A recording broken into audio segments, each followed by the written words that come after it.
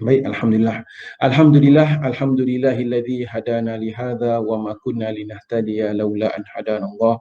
Wa asyhadu an la ilaha illallah wahdahu la syarikalah wa asyhadu anna Muhammadan abduhu wa rasuluh. Allahumma shalli ala Muhammad wa ala alihi wa ashabihi ajmain. Huwa alladzi arsala rasulahu bil huda wa dinil haqq liyudhhirahu 'ala ad-dini kullihi walau karihal musyrikun. Amma ba'du. Alhamdulillah, hadirin dan hadirat yang dirahmati Allah. Pertama sekali, marilah kita memanjatkan kesyukuran kepada Allah Subhanahu wa taala kerana dengan limpah kurnia-Nya serta taufik dan hidayah yang Allah Subhanahu wa taala kurniakan kepada kita, dapat kita bersama-sama sekali lagi pada pagi yang mulia ini untuk kita meneruskan pengajian dan perbincangan kita. Alhamdulillah, hari ini seperti mana telah kita kupaskan dan seperti mana telah kita sebutkan tadi, hari ini kita akan meneruskan pengajian daripada kitab Fiqh Sunnah dalam bab bertaubat. Ma'asyiral muslimin wa zumratal mu'minin, kita mengetahui sebagai seorang yang beriman, kita dituntut melaksanakan suruhan-suruhan Allah Subhanahu wa taala dan juga untuk meninggalkan segala larangan-larangan Allah seberapa yang terdaya. Kita dituntut untuk menjadi seorang yang beriman, mentaati perintah Allah, menjalani kehidupan ini, dan kita mengetahui kehidupan di dunia ini hanyalah kehidupan yang sementara. Kehidupan akhirat juga yang kekal abadi. Di dunia ini kita menjalani kehidupan dan kita bakal diuji, kita mendapat kesenangan, kita mendapat kesusahan. Ini semua lumrah kehidupan.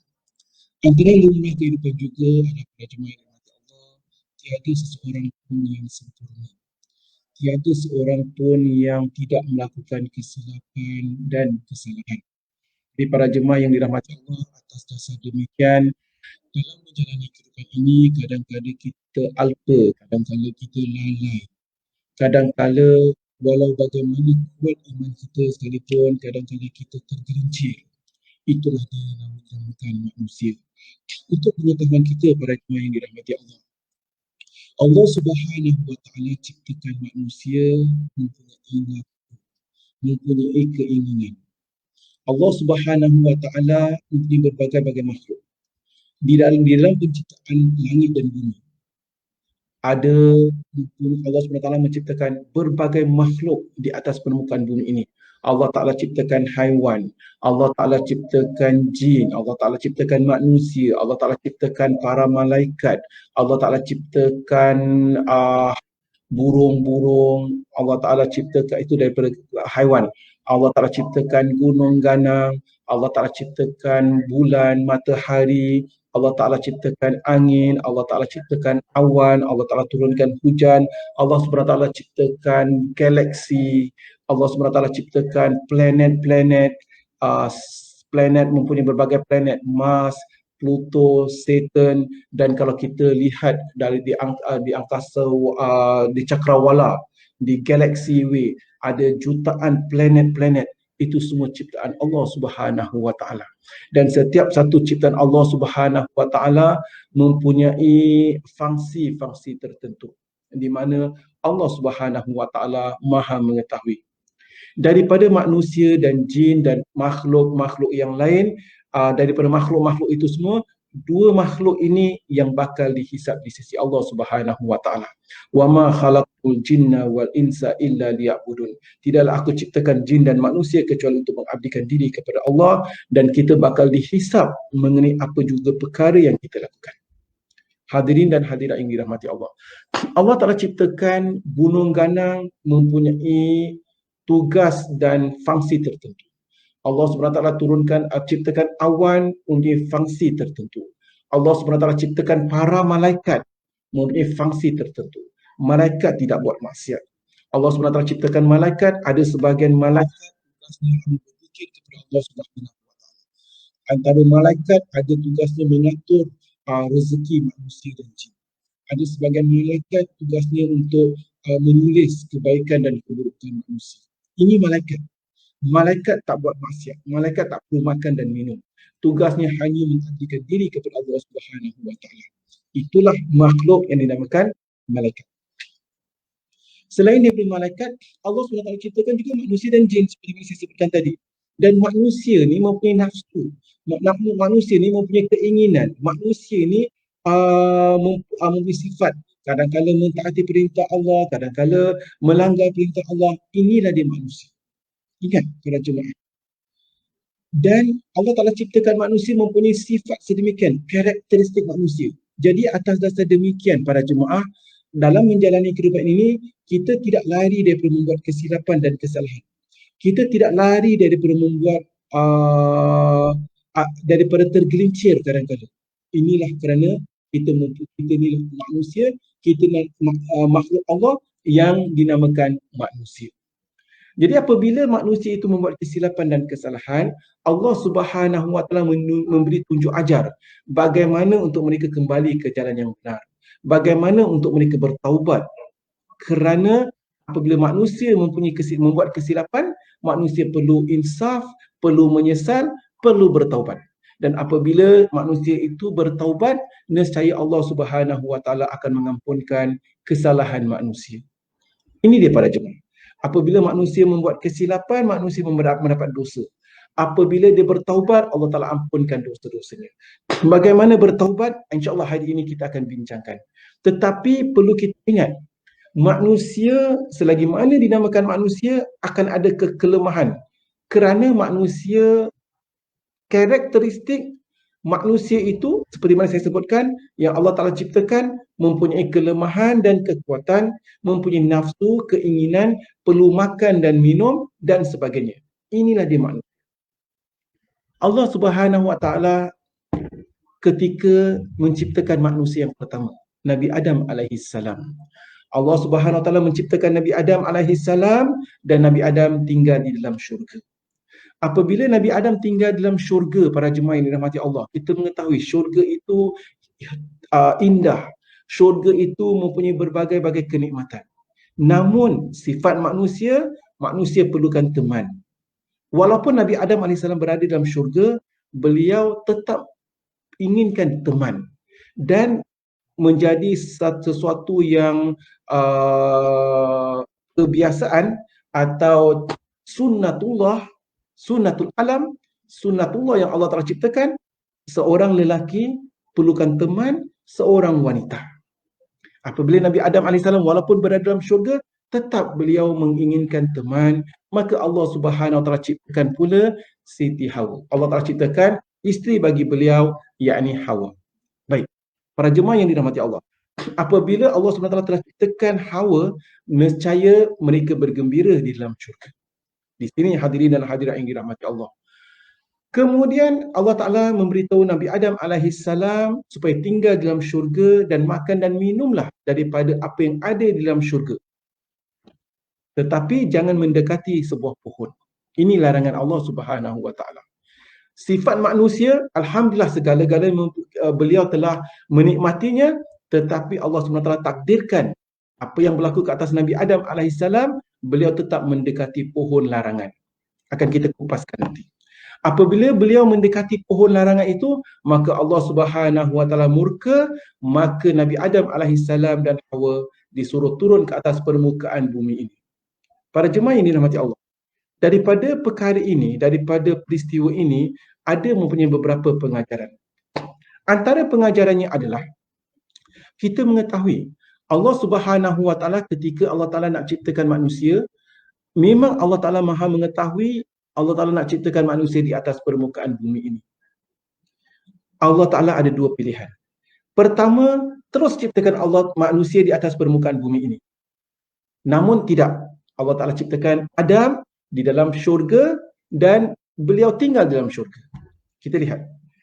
Di sana ada pengajaran. Pengajarannya adalah untuk kita lihat bahawasanya manusia ini, seperti yang saya sebutkan tadi, bagaimana keadaan senang sekalipun, bagaimana mempunyai berbagai-bagai nikmat, manusia itu tetap menginginkan teman.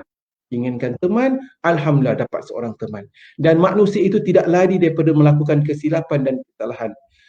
Nabi Adam AS bukan buat maksiat, tetapi Allah Ta'ala takdirkan Nabi Adam melanggar perintah Allah Ta'ala tadi, untuk tunjukkan bahawasanya manusia tidak lari daripada melakukan kesilapan. Lalu kemudian apabila Nabi Adam AS telah ditakdirkan melakukan kesilapan tadi, lalu Allah Ta'ala ajarkan Nabi Adam untuk bertaubat. untuk tunjukkan message selepas manusia buat kesilapan, bertaubatlah, nescaya Allah Ta'ala Maha penerima taubat. Lalu Nabi Adam AS bertaubat, alhamdulillah. Seperti mana saya katakan, Allah Ta'ala boleh terus ciptakan Nabi Adam di atas permukaan bumi. Tak ada peristiwa ni semua. Tetapi di sana ada message. Manusia, selagi mana dinamakan manusia, manusia itu tidak lari daripada melakukan kesilapan dan kesalahan.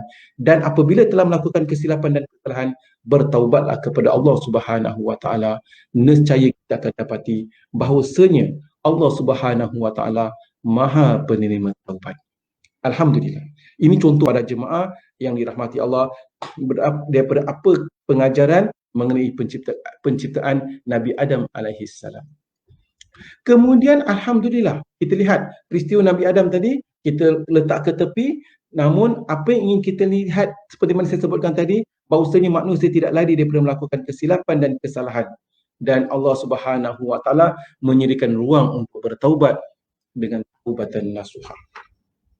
Hadirin dan hadirat yang dirahmati Allah, di dalam kita menjalani kehidupan ini, kita tidak nafikan bahawasanya sejauh mana kita melaksanakan perintah Allah, sejauh mana kita ingin menjadi seorang yang beriman, yang mentaati perintah Allah, kadang-kala di dalam diri kita mempunyai kelemahan.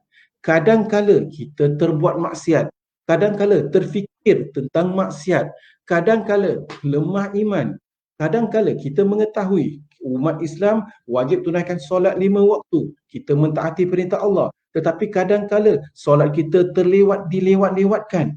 Kadang-kala rasa macam penat, terasa macam malas. Kita tahu ada larangan-larangan Allah, tetapi kadang-kala nafsu kita ingin kepada larangan-larangan Allah tadi. Kita lihat, manusia mempunyai berbagai-bagai kategori. Ada sebagian golongan orang, dia kuat puasa. Alhamdulillah, puasa tak ada masalah. Tetapi dalam masalah solat, dia lalai sedikit. Ada sebagian manusia, umat Islam, dalam bab solat tak ada masalah. Solat 5 waktu. Tetapi dalam masalah perkara yang lain, dia lemah pula. Mungkin puasa dia lemah. Atau mungkin ada orang tu puasa bagus, solat bagus, tetapi dari segi adab pula lemah dia. Satu orang pula dari segi solat bagus, puasa bagus, adab bagus, tetapi mungkin lokek pula untuk bersedekah. Ada orang pula murah hati dia, suka bersedekah, akan tetapi dalam bab tutup aurat dia gagal pula. Maksudnya dia lemah dalam masalah tutup aurat tadi. Ini contoh. Inilah dia manusia para jemaah. Jadi setiap orang itu ada kebaikan-kebaikannya. Kita tidak boleh katakan seorang yang tunaikan solat kemudian dia lemah dalam bidang yang lain, apa guna kau tonggang-tonggik solat? Tak boleh katakan demikian. Ataupun seorang yang berpuasa tetapi katakan tak solat sebab-sebab tertentu, apa guna kau berpuasa kalau tak solat? Alangkah baiknya kalau dia berpuasa dan solat. Tetapi seperti yang saya katakan, setiap manusia itu ada kelemahan dan kekurangannya. Ada orang pula, dia baik hatinya, suka bantu orang, tetapi dia tidak tutup aurat pula. Kita tak boleh katakan, apa guna kau bantu orang tetapi sedangkan kau tidak tutup aurat. Kita kena lihat, bab bantu orang dapat pahala, bab tutup aurat dia berdosa. Bab solat dia dapat pahala, bab tak tutup aurat dia berdosa. Dia tak boleh katakan alang-alang tak tutup aurat, jangan puas, jangan solat. Alang-alang solat, jangan tutup aurat. Tak boleh katakan demikian. Kerana ini semua adalah kategori-kategori yang berbeza. Ini contoh pada jemaah yang dirahmati Allah Subhanahu Wa Taala. Baik. Jadi dalam perkara ini para jemaah, seperti yang saya katakan, kadang-kala kita melakukan kelemahan, kadang-kala kita melakukan kemaksiatan. Apabila seseorang itu melakukan kemaksiatan para jemaah yang dirahmati Allah, bertaubatlah kepada Allah Subhanahu Wa Taala. Allah Ta'ala Maha penerima taubat. Allah Subhanahu Wa Taala boleh mengampunkan segala dosa-dosa kita walaupun sebanyak buih di lautan, selagi mana kita tidak mensyirikkan Allah Subhanahu Wa Taala. Jadi para jemaah yang dirahmati Allah, maka dari itu hari ini di muka surat 509 daripada kitab kita Fiqh Sunnah, dalam bab solat taubat, penulis memulakan bab ini dengan membawakan sebuah hadis dari Abu Bakar radhiyallahu anhu. Katanya, sami'tu Rasulullah sallallahu alaihi wasallam. Daripada Abu Bakar, beliau mengatakan beliau mendengar Rasulullah sallallahu alaihi wasallam satu ketika bersabda, ma min rajulin ma min rajulin yudnibu dhanban thumma yaqumu fayatatahharu thumma yusalli thumma yastaghfirullah illa ghafaralah. Abu Bakar mengatakan tiada seorang hamba Allah sekalipun yang telah melakukan dosa lalu dia itu berwuduk kemudian mendirikan solat lalu mohon pengampunan daripada Allah, nescaya Allah Taala akan ampunkan dosanya. Thumma qara'a hadhil ayat. Kemudian Abu Bakar membacakan ayat, yakni walladzina idza fa'alu fahishatan aw zalamu anfusahum dzakarullaha fastaghfaru lidunubihim. Yang bermaksud orang-orang yang mengerjakan keburukan atau menganiaya diri sendiri, yakni orang-orang yang melakukan dosa atau menganiaya diri sendiri, lalu mereka kembali ingat kepada Allah serta mohon pengampunan atas dosa-dosanya.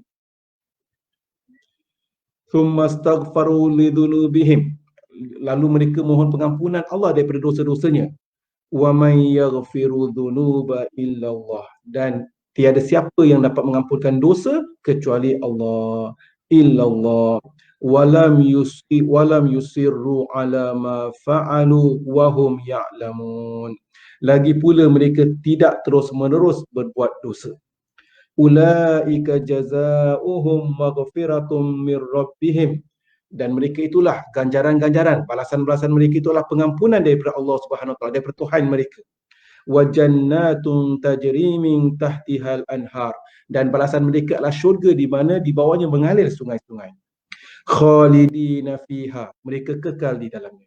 Wa ni'ma ajrul amilin, dan itulah sebaik-baik ganjaran bagi orang-orang yang ni'ma ajrul amilin, itulah ganjaran bagi mereka-mereka yang melakukan kebaikan. Jadi para jemaah yang dirahmati Allah, daripada hadis ini kita ingin lihat, kita ingin ciduk, kita ingin renungkan. Abu Bakar radhiyallahu anhu menceritakan barang siapa yang melakukan dosa. Baik, saya nak tanya, siapakah di antara kita yang tak pernah membuat dosa? Kalau tak pernah membuat dosa, tak perlu dengar. Ini hanya orang-orang yang pernah melakukan dosa, dosa-dosa kecil atau dosa-dosa besar dalam kehidupan kita. Baik, barang siapa yang melakukan dosa, Abu Bakar menceritakan, kemudian beliau itu berwuduk, kemudian beliau mendirikan solat dengan sempurna, lalu mohon pengampunan daripada Allah Subhanahu wa taala. Dia lalu mohon pengampunan daripada Allah Subhanahu wa taala, nescaya Allah akan ampunkan segala dosa-dosa. Di sini para jemaah yang dirahmati Allah, apa yang ingin kita lihat untuk kita mengetahui Allah Taala adalah Tuhan yang Maha Pemaaf lagi Maha Pengampun. Kalau kita mohon pengampunan Allah, Allah Taala akan ampunkan segala dosa-dosa kita. Kita kalau bertaubat daripada kesilapan kita, kita bertaubat. Suatu masa dahulu kita pernah minum arak, suatu masa dahulu kita pernah berjudi, suatu masa dahulu kita pernah berzina, suatu masa dahulu kita pernah buat maksiat, suatu masa dahulu kita pernah begini dan begitu. Bertaubatlah kepada Allah Subhanahu wa taala. Pintu taubat senantiasa terbuka. Dalam sebuah hadis yang lain, pintu taubat senantiasa terbuka selagi mana belum berlaku dua perkara. Bilakah pintu taubat tertutup? Apabila berlaku salah satu daripada dua perkara ini. Pertama, pintu taubat itu senantiasa terbuka selagi mana matahari belum terbit dari arah barat. Hari ini matahari terbit dari timur ke barat. Selagi mana matahari belum terbit daripada arah barat, selagi itulah pintu taubat terbuka.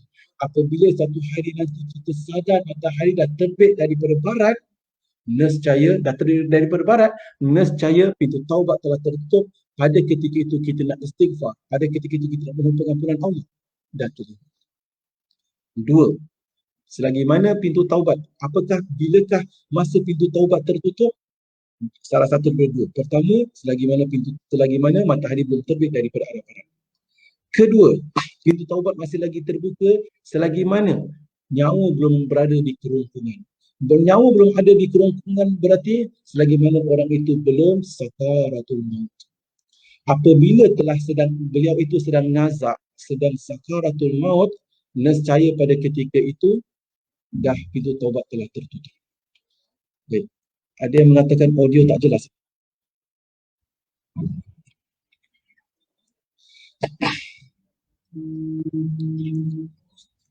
Baik, hadirin dan hadirat yang dirahmati Allah. Jadi pintu taubat, selagi mana pintu taubat itu uh, selagi mana dua perkara seperti yang saya katakan tadi, selagi mana matahari belum terbit daripada arah barat dan ataupun selagi mana nyawa belum sampai ke kerongkongan, nescaya pintu taubat itu senantiasa terbuka. Para jemaah yang dirahmati Allah, bertaubatlah kepada Allah dengan taubatan nasuha. Apabila seorang itu bertaubat dengan taubatan nasuha, nescaya Allah Ta'ala akan mengampunkan segala dosa-dosanya yang lalu. Cuma perkara seterusnya, apabila kita mengatakan bertaubat, apakah yang dimaksudkan dengan taubatan nasuha? Bagaimanakah kita dapat bertaubat? Bagaimana kita ingin bertaubat? Para jemaah yang dirahmati Allah, apabila kita katakan taubat, Imam Nawawi rahimahullah menyebutkan dalam kitab Riyadhus Salihin, seseorang yang nak bertaubat perlu menepati 3 syarat. 3 syarat. Apakah syaratnya? Pertama, kita nak bertaubat. Pertama sekali, kita mestilah hentikan perkara yang kita ingin bertaubat tadi. Contoh, seseorang selama ini berjudi. Dia kata, aku nak bertaubat. Nescaya dia mesti henti daripada perjudian. Seorang itu minum arak, dia nak bertaubat. Dia mesti berhenti daripada minuman arak tadi. Jadi maksudnya, maksiat yang dia sedang lakukan, dia kena hentikan. Jadi syarat taubat itu 3. Pertama, mestilah henti daripada melakukan maksiat yang dilakukan. Selagi mana dia masih lakukan maksiat tadi, aku nak taubat, masih lagi minum arak. Aku nak taubat tapi masih lagi berjudi. Itu belum bertaubat lagi. Bertaubat mesti hentikan maksiat yang dia sedang lakukan atau selama ini dilakukan. Syarat taubat 3. Pertama, mesti hentikan daripada maksiat yang dilakukan. Syarat kedua, mestilah dia merasa menyesal daripada perbuatan yang pernah dilakukan. Menyesal daripada ketelanjuran tadi. Menyesal bahawasanya dia melakukan maksiat. Dia mesti menyesal. Dan mohon pengampunan Allah. Jadi maksudnya dia mesti menyesal. Dia tak boleh kata, oh bagus juga dulu aku dah berjudi, dah puas dah. Ataupun dia merasa bangga dengan maksiat yang dilakukan. Engkau ni minum arak baru 1 botol dah tak boleh tahan. Aku dulu 6 botol masih strong lagi. Itu bukan menyesal, itu merasa bangga. Seorang yang bertaubat tak boleh merasa bangga sedemikian, para jemaah yang dirahmati Allah. Bahkan orang yang bertaubat itu dia tidak boleh dan tak digalakkan, tak dibenarkan membuka aib dia sendiri. Maksudnya perkara yang Allah Subhanahu Wa Taala telah tutup, tak ada orang tahu, dia tak boleh dedahkan. Dia tak boleh cerita kepada orang, oh dulu aku begini, dulu aku begitu, engkau ni lemah, aku dulu. Dia tak boleh ceritakan. Kerana perkara-perkara ini, pertama sekali tak bertaubat. Dia tak boleh merasa bangga. Dan pada masa yang sama, Allah Ta'ala dah tutup aib dia, orang tak tahu, dia tak boleh dedahkan aib tersebut. Demikian pada 3 syarat. Syarat pertama, mesti hentikan maksiatnya. Syarat kedua, mesti merasa menyesal daripada perbuatan maksiat. Syarat ketiga, hendaklah dia berazam bersungguh-sungguh untuk tidak melakukan maksiat yang pernah dilakukan tadi. Dia pernah berjudi, dia dah menyesal, dia berazam bersungguh-sungguh. Mulai sekarang, aku tidak mahu berjudi lagi. Mulai sekarang, aku tak mahu minum arak lagi. Mulai sekarang, aku tidak mahu menyalahgunakan dadah lagi. Mulai sekarang, aku tak mahu melakukan maksiat, derhaka pada suami, contohnya, atau sebagainya. Jadi para jemaah yang dirahmati Allah, itu 3 syarat. Dia merasa menyesal. Pertama, dia hentikan maksiatnya tadi. Kedua, dia merasa menyesal. Ketiga, berazam bersungguh-sungguh untuk tidak ulangi maksiat yang dilakukan. Contohnya, dulu dia suka beli 4D lah, berjudi. Ya? Jadi apabila dia dah, aku nak bertaubat. Aku nak bertaubat, kemudian ni ada borang-borang untuk beli nombor ni macam mana? Ni simpan atas dalam store dululah. Mana tahu nanti besok lusa kalau minta boleh beli. Kata nak bertaubat. Jadi masih ada azam, masih ada keinginan ingin bertaubat. Atau dia nak bertaubat daripada minum arak. Kemudian adalah beberapa botol-botol arak. Ini simpanlah, nanti mana tahu kalau kat dalam tengah boring-boring ke, tengah stres-stres, boleh aku tutup. Berarti dia belum bertaubat. Kerana dia masih ada keinginan untuk melakukan maksiat. Jadi syarat taubat 3 dan yang ketiga ini berazam bersungguh-sungguh untuk tidak melakukan maksiat. Kalau masih ada balance lagi bagi betul-betul arak, dia buang botol arak ni. Ini contoh para jemaah. Jadi maksudnya dia cuba berusaha seberapa berdaya untuk meninggalkan maksiat yang pernah dilakukan. Itu 3 syarat. Imam Nawawi rahimahullah menyebutkan, kalau seseorang itu melakukan dosa dengan Tuhan, nescaya itulah 3 syarat yang dia perlu lakukan. Tetapi kalau dia pernah melakukan dosa dengan manusia, ada syarat yang keempat. Kalau dia pernah lakukan dosa sesama manusia, syarat yang keempat tadi, hendaklah dia mengembalikan hak orang yang pernah dia melakukan dosa tadi. Dia perlu mengembalikan hak orang tersebut. Kalau dia pernah mencuri barang orang, kembalikan barang tersebut. Kalau dia pernah menipu orang sesuatu barang, kembalikan hak dia. Kalau menipu barang, kita boleh kembalikan hak, alhamdulillah.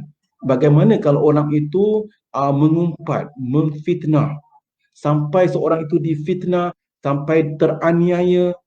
Contoh, al-fitnatu asyaddu minal qatl. Fitnah lebih dahsyat daripada pembunuhan para jemaah. Kerana kadang-kadang kerana fitnah itu boleh berlaku berbagai-bagai perkara. Kerana fitnah rumah tangga boleh runtuh. Kerana fitnah boleh berlaku pembunuhan. Kerana fitnah boleh berlaku pergaduhan, permusuhan antara suami isteri, adik-beradik. Ini semua kerana fitnah. Kalau kita pernah fitnah seseorang, kena minta maaf daripada orang yang pernah kita fitnah itu tadi. Ini contoh para jemaah. Kalau kita barang sesuatu barang, kita ada ambil hak orang, kembalikan. Kalau kita aniaya orang itu, haknya bukan dari segi barang, tetapi dari segi harga maruah dirinya, kita kena minta maaf. Mampu tak kita minta maaf? Wahai fulan, aku minggu lalu aku mengumpat pasal engkau. Wahai fulan, aku pernah fitnah engkau. Dulu yang orang yang kau kena buang kerja ke, dulu yang kau kena tumbuk dengan jiran ke, dulu yang kau kena begini, pasal akunya mulut yang fitnah engkau. Mampu tak kita lakukan demikian? Ini contoh para jemaah yang dirahmati Allah. Kalau tak mampu, ingatlah, kalau dosa kita dengan Allah, 3 perkara tadi syarat yang saya telah sebutkan. Kalau dosa dengan manusia, kita kena kembalikan hak dia. Kalau tak kembalikan hak dia di dunia, nescaya di hari akhirat kelak, maka di hari akhirat kelak, kita bawa pahala-pahala kita. Pada ketika itu, orang yang kita pernah mengumpat, orang yang pernah kita aniaya, dia akan tuntut di sisi Allah Subhanahu Wa Taala. Pada ketika itu dah tak ada kemaafan lagi, dah tak ada pengampunan lagi. Bagaimana hendak kita lakukan? Kita terpaksa bayar dengan pahala yang kita bawa, berikan kepada orang tersebut yang pernah kita aniaya. Kalau kita, demikianlah para jemaah. Pernah satu ketika Nabi SAW bertanya kepada para sahabat. Nabi bertanya, tahukah kalian apakah yang dimaksudkan dengan bankrupt? Siapakah yang dimaksudkan dengan bankrupt? Rasulullah bertanya demikian. Para sahabat mengatakan, ya Rasulullah, bankrupt itu adalah seseorang yang tak mempunyai harta. Rasulullah katakan, bukan. Bankrupt itu adalah hakikat seorang yang bankrupt adalah seseorang yang melakukan banyak amalan di dunia. Kemudian di hari akhirat, dia mempunyai banyak amalan tadi. Tetapi kemudian datang si fulan tuntut di sisi Allah Ta'ala, ya Allah, orang ini pernah aniaya diriku. Ya Allah, orang ini pernah mencuri hakku, pernah mengambil hakku. Lalu terpaksalah orang ini yang telah membuat banyak amalan, berikan orang tersebut pahalanya kerana dia melakukan dosa-dosa terhadap orang-orang ini. Sampailah pahalanya habis. Apabila pahalanya telah habis, datang orang lain lagi. Ya Allah, orang ini pernah menganiayaku. Ya Allah, orang ini pernah mengadu domba, pernah fitnah aku. Pahala dah habis. Memandangkan pahala dah habis, dia terpaksa ambil dosa daripada orang yang pernah dianiaya. Terpaksa ambil dosa orang lain kerana dah tak ada pahala untuk bayar orang itu. Inilah hakikat orang yang bankrupt di hari akhirat kelak. Maka dari itu para jemaah yang dirahmati Allah, elakkan daripada suka fitnah, elakkan daripada suka mengadu domba, elakkan daripada suka mengumpat. Ini semua perkara-perkara yang tidak mendatangkan faedah. Syok saja di dunia, suka gosip-gosip sana, gosip sini, suka bahasa orang tu membawang sana, membawang sini. Apa dapat faedah? Tak dapat apa-apa, hanya mendatangkan dosa saja para jemaah. Dan orang yang kita mengumpat dia, orang yang kita fitnah dia, di hari akhirat kelak, kita terpaksa beri pahala kita kepada dia. Kalau kita dah tak ada pahala, kita terpaksa ambil dosa dia. Ini contoh para jemaah yang dirahmati Allah. Bertaubatlah, bertaubatlah. Hadirin dan hadirat yang dirahmati Allah, mungkin ada pula bertanya, Ustaz, saya pernah mencuri hak orang, saya pernah mengambil hak orang, saya pernah menganiaya hak orang, tetapi orang tu yang saya ambil hak dia, saya dah tak tahu di mana dia, ataupun mungkin dia dah meninggal dunia, atau dulu kat kampung sekarang dah pindah, dah tak dapat locate lagi. Macam mana saya nak kembalikan hak dia? Contoh, kalau kita pernah berhutang dengan seseorang atau kita pernah mencuri duit orang, di dunia ini dah dapat, kalau dapat kembalikan, Alhamdulillah. Tetapi tak dapat kembalikan, apa yang boleh kita lakukan? Duit tadi mungkin kita bersedekah. Kita bersedekah atas nama orang tersebut. Jadi pahala ni bukan pahala kita, ni duit dia. Jadi kita sedekahkan tadi atas nama orang itu. Ini sebagai kafarah, sebagai membayar balik apa yang pernah kita mencuri hak orang atau pinjam hak orang yang belum sempat kita dapat membayarnya. Ini contoh para jemaah yang dirahmati Allah. Jadi hadirin dan hadirat yang dirahmati Allah, tinggalkan perkara-perkara yang tidak berfaedah seperti yang saya sebutkan tadi. Tinggalkan dosa-dosa maksiat, dosa-dosa fitnah dan sebagainya. Alhamdulillah. Jadi apabila kita renungkan, seperti yang saya sebutkan, apabila seseorang itu bertaubat, Allah Subhanahu Wa Taala mengampunkan segala dosa-dosa yang lalu. Hadirin dan hadirat yang dirahmati Allah, kita lihat. Kemudian Abu Bakar membacakan ayat ini. Kita renungkan, apa ayatnya? Allah Subhanahu Wa Taala berfirman dalam Al-Quran, "Walladzina idza fa'alu fahishatan." Allah Taala katakan, yakni mereka-mereka yang melakukan fahisyah, yang melakukan kemaksiatan, yang melakukan keburukan. Okay? Jadi Allah Ta'ala sedang ceritakan tentang bukan orang-orang baik. Allah Ta'ala bukan ceritakan tentang orang-orang yang senantiasa berzikir, senantiasa puasa, solat, tahajud. Bukan. Allah Ta'ala ceritakan tentang orang-orang yang melakukan kemaksiatan. Walladzina idza fa'alu fahishatan aw zalamu anfusahum, yakni orang-orang yang melakukan kemaksiatan dan mereka-mereka telah menzalimi diri mereka.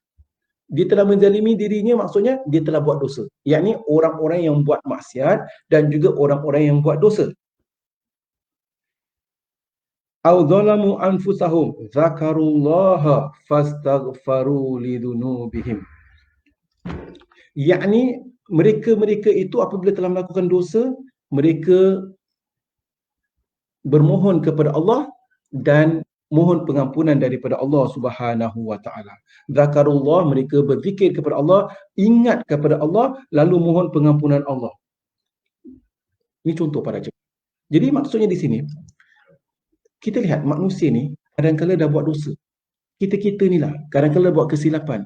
Dah buat kesilapan lalu renung kembali. Astaghfirullahalazim. Astaghfirullahalazim. Renung kembali. Takut. Ingat kembali kepada Allah. Takut. Kemudian, ya Allah ampunkanlah dosaku. Ya Allah ampunkanlah dosaku. Allah Ta'ala sedang ceritakan tentang golongan ini. Golongan orang-orang yang kadang-kadang solat, Alhamdulillah, tetapi kadang-kadang tergelincir, terbuat maksiat. Apabila dia terbuat maksiat, lalu dia kembali ingat pada Allah. Astaghfirullahaladzim. Lalu mohon pengampunan Allah. Ya Allah Tuhanku, ampunkanlah dosaku, ampunkanlah kecuranganku. Allah Ta'ala sedang ceritakan tentang golongan ini. Siapakah yang mengampunkan dosa kalau tidak Allah Subhanahu Wa Ta'ala? Wa man yaghfiru dhunuba wa man yaghfiru dhunuba illallah. Dan siapakah yang mengampunkan dosa kecuali kalau tidak Allah? Walam yusirru ala ma fa'alu wa hum ya'lamun. Dan mereka, memang siapa lagi yang berkuasa mengampunkan dosa-dosa selain Allah, lagi pula mereka tidak terus-menerus membuat dosa. Dan syaratnya, golongan ini dia tidak terus-menerus melakukan dosa. Kita kena lihat. Kita bukan sebutkan tentang orang yang tak pernah buat dosa, kita bukan sebutkan tentang orang senantiasa buat dosa, tetapi Allah Ta'ala sedang contohkan orang yang beriman, laksanakan perintah Allah, tetapi kadang-kadang tergelincir, kemudian takut, ya Allah ampunkanlah dosaku. Tak terus menerus buat dosa, lalu Alhamdulillah kembali jadi baik. Tapi kemudian lemah iman dia, kemudian kadang-kadang terbuat maksiat, Astaghfirullahalazim, ampunkanlah dosaku. Ini golongan orang ini yang Allah Ta'ala sedang ceritakan dalam ayat ini. Walam yusirru ala ma fa'alu wa hum ya'lamun. Golongan ini ulaika jazaohum maghfiratum min rabbihim.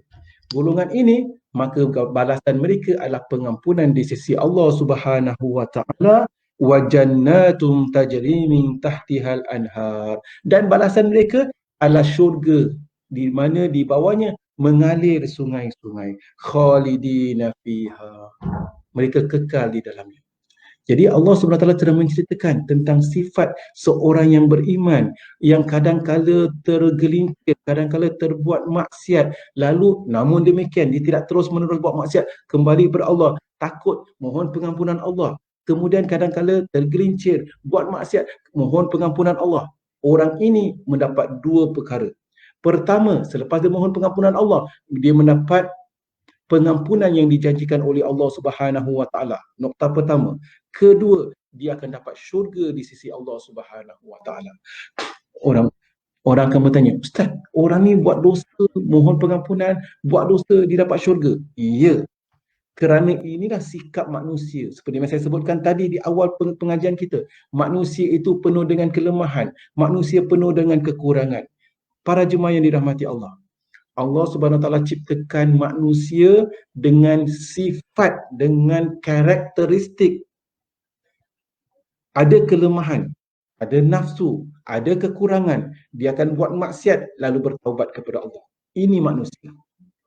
Allah Subhanahu Wa Taala bukan buat manusia itu di mana dia itu langsung tak buat silap, di mana langsung tak buat maksiat. Sempurna, pagi, petang, siang, malam berzikir, baca Quran pagi, petang, siang, malam, di atas sejadah, tak bertemu orang, buang orang, tak campur masyarakat. Tak campur masyarakat, tak buat dosa lah. Bangun pagi baca Quran sampai malam, solat tahajud, tak buat apa-apa kecuali ibadah. Adakah itu Tuhan manusia? Jawapannya tidak. Kalau Allah Ta'ala nak ciptakan sesuatu makhluk hanya beribadah kepada Allah, yang tak pernah bermaksiat kepada Allah, yang hanya berzikir, baca Quran, solat, puasa setiap hari, Allah dah ada makhluk itu, namanya malaikat. Malaikat tak buat maksiat. Malaikat Allah Ta'ala ciptakan, ada yang hanya zikrullah, berzikir kepada Allah, ada yang hanya rukuk kepada Allah, ada yang sujud kepada Allah. Kalau Allah Ta'ala nak ciptakan makhluk yang tak buat maksiat, maka Allah Ta'ala dah ciptakan malaikat. Tetapi di sini para jemaah, Allah tak ciptakan manusia, makhluk yang lain, yang punya karakteristik yang berbeza, yang membuat kesilapan, yang membuat kesalahan, kemudian bertaubat kepada Allah, mohon pengampunan Allah, dan Allah menyediakan pengampunan di sisi Allah Subhanahu wa taala. Saya cakap begini bukan suruh anjurkan kita buat maksiat, bukan. Bukan katakan yuk kita buat maksiat, Ustaz Azmi kata boleh buat maksiat lepas tu taubat, buat maksiat taubat, bukan. Maksudnya adalah kita akan lari sejauh mana kita nak berbuat baik, sejauh mana kita nak beristiqamah mengerjakan surat Allah. Kadang-kala ada waktu lemah iman, ada waktu iman kuat, kadang-kala kita tergelincir. Inilah manusia para jemaah yang dirahmati Allah. Yang penting kita bertaubat kepada Allah selepas kita terlanjur dan sebagainya. Kerana apa? Di dalam dunia ini kadang-kala ada sebagian golongan-golongan, sebagian golongan tertentu yang contohlah ya, yang hanya ingin berzikir, yang hanya ingin duduk di dalam masjid pagi sampai malam, atau duduk betapa dia di atas gua, di dalam gua, kerana ingin mendekatkan diri kepada Allah, nak tingkatkan darajat sampai darajat maghfirah, ataupun daripada kita kononnya kita ni golongan syariat, kita belum sampai kepada makrifat, hakikat makrifat dan sebagainya. Ini contoh kata-kata sedemikian yang kadang-kadang buat mengelirukan orang. Sedangkan para sahabat pun tak buat demikian. Para sahabat di waktu malam mereka bertahajud, mereka berqiyamul lail. Di waktu siang mereka berjihad fi sabilillah. Contoh, para sahabat juga ada yang pergi pasar, ada yang perlu menyediakan bekalan hidup. Rasulullah SAW berniaga, berdagang bersama Khadijah. Contoh. Jadi di sini para jemaah yang dirahmati Allah, manusia itu di dunia ini bukanlah untuk meninggalkan dunia, bukan. Kita ambil dunia sebagai bekalan untuk menjalani kehidupan ini. Demikian para jemaah yang dirahmati Allah Subhanahu Wa Taala. Jadi ayat ini, hadis ini dapat kita lihat, ayat tersebut menunjukkan bahawasanya kita dituntut seberapa yang terdaya mengerjakan suruhan-suruhan Allah Subhanahu Wa Taala dan meninggalkan larangan Allah, tetapi kadang-kadang kita tergelincir. Apabila kita tergelincir, kita terlanjur, mohonlah pengampunan daripada Allah Subhanahu Wa Taala. Baik, kita sambung perbincangan kita daripada kitab kita muka surat 510. Baik. Imam Tabrani daripada kitab Al-Kabir dengan sanad hasan meriwayatkan daripada Abu Darda bahawasanya Nabi SAW pun ada bersabda, "Man tawadda'a fa ahsana al-wudu' thumma qama fa shalla rak'atain aw arba'an maktubatan aw ghaira maktubatin yujsinu fihinna ruku'a wa sujuda thumma astaghfarallah ghafaralah." Baik, Rasulullah SAW menyebutkan dalam hadis ini bahawasanya barang siapa berwuduk dengan sempurna, kemudian mendirikan solat 2 rakaat atau 4 rakaat, solat wajib, solat fardu atau bukan solat fardu, kemudian disempurnakan segala-galanya. Apabila disempurnakan solatnya tadi, wuduknya tadi, kemudian solatnya tadi, kemudian tsummastaghfirullah, kemudian dia pun mohon pengampunan daripada Allah, nescaya diampunkan dosa-dosanya tadi. Baik. Daripada ayat ini, daripada hadis ini maksudnya, daripada hadis ini Rasulullah SAW menyebutkan barang siapa berwuduk, ada beberapa ciri, beberapa syarat. Lalu sempurnakan wuduknya. Wuduknya kita kena sempurnakan. Lalu tunaikan solat, tak kira lah solat 2 rakaat atau 4 rakaat, solat fardu atau solat sunat, disempurnakan pergerakan, rukuknya disempurnakan, sujudnya sempurnakan. Penting para jemaah, kita solat jangan solat kelang kabut. Sempurnakan rukuk, sempurnakan sujud, kemudian dia mohon pengampunan Allah, lalu diampunkan segala dosanya. Ini contoh para jemaah. Jadi hadis ini menunjukkan kalau kita itu setiap kali kita berwuduk, setiap kali kita mendirikan solat sunat atau solat fardu, sempurnakan rukuk dan sujud, lalu kita mohon pengampunan Allah. Ketika sujud kita tadi mohon pengampunan Allah, selepas solat kita mohon pengampunan Allah, nescaya Allah Ta'ala akan ampunkan kesilapan kita. Sebab itu sebagian ulama daripada hadis ini, mereka mengatakan kalau seorang itu buat silap, buat dosa, solat 2 rakaat. Kerana solat 2 rakaat itu dapat ampunkan dosa. Maksudnya ada yang namakan, apa nak namakan solat ni? Kita namakan solat ini solat taubat. Solat taubat, adakah seorang itu wajib mendirikan solat taubat sebelum dosanya diampunkan oleh Allah? Jawapannya tidak. Syarat taubat seperti yang saya sebutkan tadi, 3 perkara atau 4 perkara kalau ia itu berhubung kait dengan dosa dengan manusia. Tak diwajibkan solat taubat. Tak menjadi satu syarat taubat itu diampunkan Allah atau diterima Allah taubatnya, mesti solat taubat. Tak, bukan demikian. Maksudnya di sini, kalau kita buat dosa, kalau kita buat kesilapan, kekurangan, setiap kali kita buat silap, solatlah 2 rakaat. Kalau tak solat sunat tadi, ketahuilah solat fardu kita, kalau kita sempurnakan rukuk dan sujud kita, nescaya solat fardu kita juga akan mendapat pengampunan Allah Subhanahu Wa Taala daripada dosa-dosa. Para jemaah yang dirahmati Allah, dosa yang kita lakukan daripada solat sunat atau solat fardu mendapat pengampunan dosa. Kadang-kala para jemaah, sebagian dosa yang kita lakukan, Allah Ta'ala ampunkan dosa kita walaupun kita belum bertaubat pada Allah. Walaupun kita tak bertaubat, Allah Ta'ala Maha Pengasih lagi Maha Penyayang.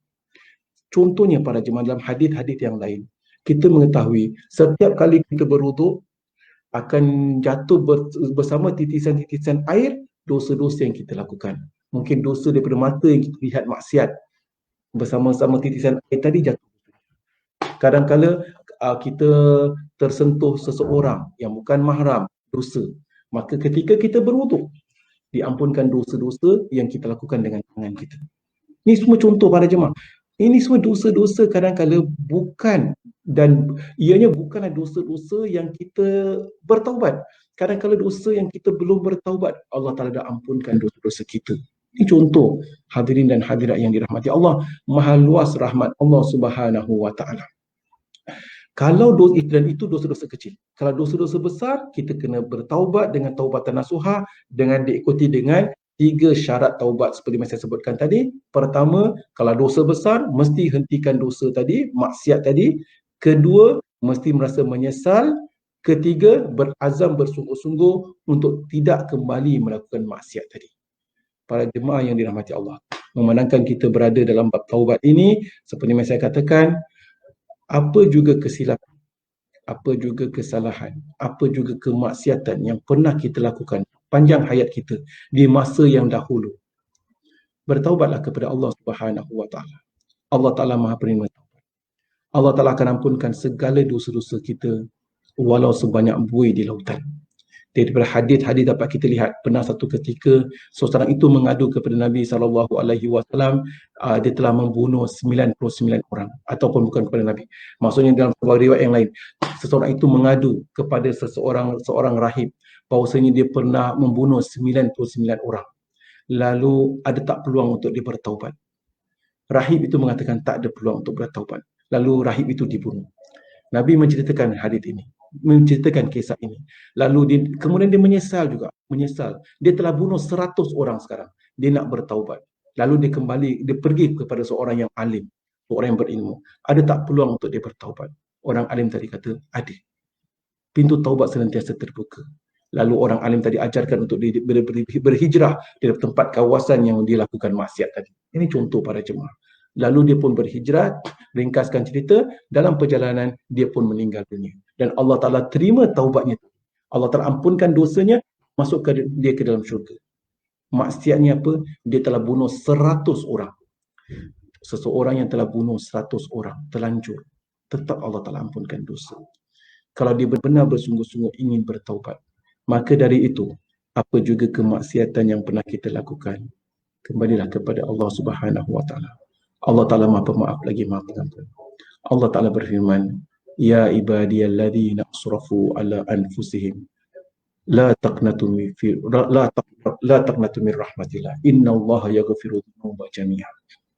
Wahai mereka-mereka yang telah melampaui batas, yang melakukan maksiat, dosa, jangan kalian berputus asa dengan rahmat Allah. Sesungguhnya Allah Ta'ala mengampunkan segala dosa-dosa yang lalu. Maka dari itu para jemaah, perbincangan kita hari ini dalam bab taubat, semoga Allah SWT mengampunkan segala dosa-dosa kita yang lalu. Semoga Allah Ta'ala beri kita kekuatan zahir dan batin untuk bertaubat kepada Allah dengan taubatan nasuha. Semoga Allah SWT menggolongkan kita bersama golongan hamba-hambanya yang mendapat pengampunannya dan keredaannya di dunia dan di hari akhirat. Wallahu a'lam bishawab. Sampai di sini saja pertemuan kita hari ini. Segala yang benar itu daripada Allah Subhanahu wa taala. Segala silap dan salah atas kelemahan saya sendiri. Pada minggu hadapan insya-Allah kita akan masuk dalam bab solat gerhana. Kita akan bincangkan pula bagaimana melaksanakan solat gerhana. Wallahu a'lam bishawab. Baik para jemaah, seperti biasa sebelum saya menutup majlis, kalau saya beri peluang, kalau di antara kita ada soalan atau perkara ingin kita bincangkan, boleh kita bincangkan bersama. Silakan para jemaah.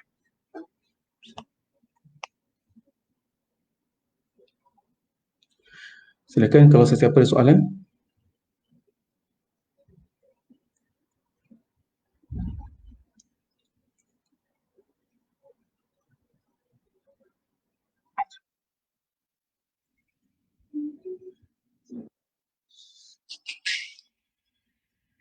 Baik, di sini satu soalan.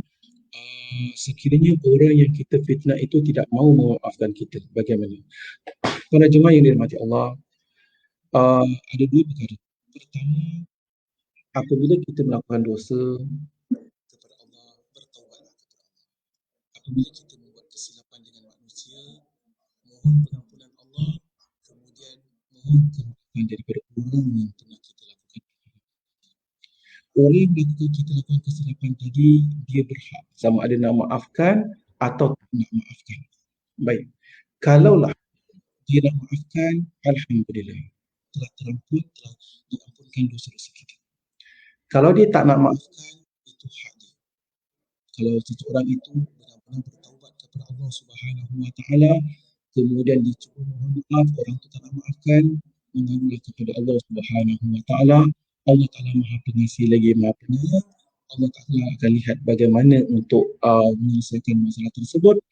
Kerana hakikatnya orang yang Tuhan punya diri itu berhak nak maafkan, kita nak maafkan. Dia berhak. Kalau dia tak nak maafkan, maka perkara itu bakal dihisap di hari akhirat kelak. Kalau bakal dihisap di hari akhirat kelak, jadi apa yang dia lakukan, seperti mana hadis yang kita sebutkan tentang seorang yang bankrupt tadi, maka kalau betul-betul dia tidak maafkan, maka di hari akhirat kita terpaksa berikan sebahagian pahala kita kepadanya, atau kita terpaksa mengambil dosa-dosanya. Kita mengetahui perkara tersebut. Maka apa yang boleh kita lakukan, para jemaah yang dirahmati Allah, antara perkara yang kita boleh lakukan di dunia ini ada dua. Pertama, kita senantiasa berdoa untuk orang yang pernah kita buat maksiat. Kita pernah bermaksiat dengan dia, kita pernah mengadu domba dia, kita pernah mengumpat dia, kita pernah fitnah dia, dia tak nak maafkan katakan, atau kita tak mampu nak minta maaf daripada dia. Kita doa, ya Allah Tuhanku, ampunkanlah dosanya, ya Allah Tuhanku, kau berikanlah kebahagiaan padanya dunia dan akhirat, murahkanlah rezekinya. Kita doakan untuknya. Ini sebagai kafarah, pengganti daripada dosa yang pernah kita lakukan. Kedua, apa yang kita boleh lakukan juga adalah setiap bulan katakan apabila kita bersedekah, kita bantu orang susah, kita bersedekah, kita adakan satu akaun untuk, maaf katalah contoh ya, kita bersedekah kalau kita pernah buat fitnah kepada seseorang, kemudian dia tak nak maafkan kita, kita bersedekah atas nama dia. Bersedekah atas nama dia. Ini semua adalah untuk kita selamatkan diri kita. Kerana pada masa yang sama, kita tahu di hari akhirat kelak dia akan ambil pahala kita. Dia nak ambil pahala kita, kita dah tak ada pahala, kekurangan pahala. Maka kita letak di dunia ni account untuk diagihkan atau diberikan pahala-pahala kepada orang yang bakal tuntut kita di dunia nanti, di hari akhirat nanti. Jadi kita sedekah, ya Allah Tuhanku, aku sedekahkan $10 ini untuk atas nama si fulan. Pahala untuknya. Atau aku sedekahkan duit ini atas nama untuk mereka-mereka yang mungkin aku pernah buat silap di hari akhirat kelak, aku tak mampu nak bayar dengan pahala, maka aku sedekahkan ini atas nama mereka. Ini contoh pada. Jadi kita dah ada account, special account, Medisave ke apa account ini, di mana di hari akhirat kelak kalau orang nak tuntut kita mempunyai daripada dosa-dosa yang pernah kita lakukan terhadap mereka, alhamdulillah di dunia ini telah kita masukkan account tersebut untuk mereka. Wallahu a'lam bishawab. Silakan, siapa soalan lain? Baik, Puan Amirah Talib mengatakan, kalau kita solat taubat setiap malam, adakah ini diperbolehkan? Para jemaah yang dirahmati Allah, sebenarnya mengenai solat taubat ini, apa yang boleh kita lakukan? Untuk kita nak solat setiap malam, kita boleh solat tahajud, kita boleh solat qiyamul lail secara umum, diperbolehkan. Tetapi kalau kita nak solat taubat setiap malam, memandangkan kita dah qiyamul lail, solat taubat ni juga adalah sebahagian daripada qiyamul lail, tahajud. Kita boleh juga niatkan sengaja solat taubat kerana Allah. Jadi kita niatkan mungkin sepanjang hayat kita yang lalu ada dosa-dosa kita yang sengaja atau tidak, atau sepanjang hari ini ada dosa-dosa kita yang sengaja atau tidak, yang tak sengaja kita lakukan atau yang sengaja atau sebagainya. Jadi kita mohon pengampunan Allah, jadi kita bertaubat, diperbolehkan. Ada soalan lain? Puan Fatih Aman mengatakan, adakah ada masa atau waktu tertentu melakukan solat taubat? Solat taubat tak ada waktu tertentu, kita boleh lakukan bila-bila masa sahaja, selagi mana ianya bukan waktu yang dilarang.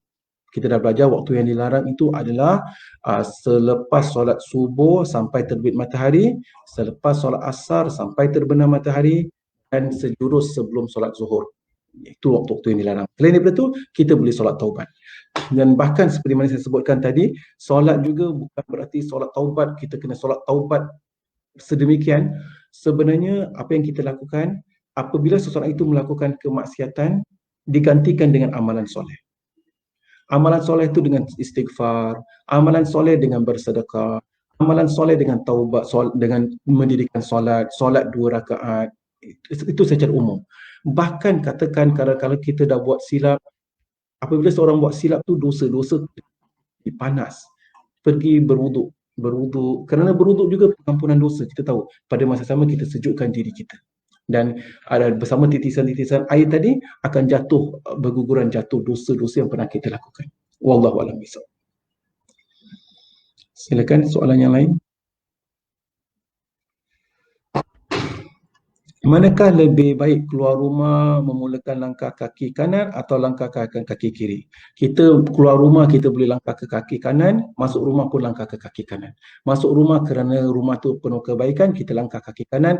Keluar rumah, setiap kali kita keluar rumah, kita pergi ke masjid, pergi bertugas juga adalah ibadah, kita boleh langkah kaki kanan juga.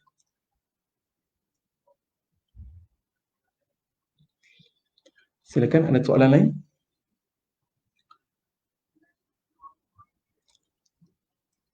Buku tak dapat di Haji Hashim, tak ada. Yang di mana boleh dapatkan? Kalau kita nak dapatkan kitab ini, kita boleh pergi ke kedai buku Muslim Media. Ya, kedai buku Muslim Media atau kedai buku Haji Hashim ada kitab tersebut. Setahu saya kedai buku Muslim Media di Wisma Indah berdekatan dengan Masjid Qasim. Satu bangunan dengan Masjid Qasim tu, di sana ada jual kitab ini. Baiklah, kalau tak ada apa sampai di sini saja pertemuan kita. Segala yang benar itu daripada Allah Subhanahu wa taala, segala silap dan salah atas kelemahan saya sendiri. Wallahu a'lam bissawab. Aqulu qawli hadza wa astaghfirullahal azim li wa lakum wa lisairil muslimin wal muslimat wal mu'minin wal mu'minat. Subhanakallahumma wa bihamdika asyhadu an la ilaha illa anta nastaghfiruka wa natubu ilaik. Wassalamualaikum warahmatullahi wabarakatuh.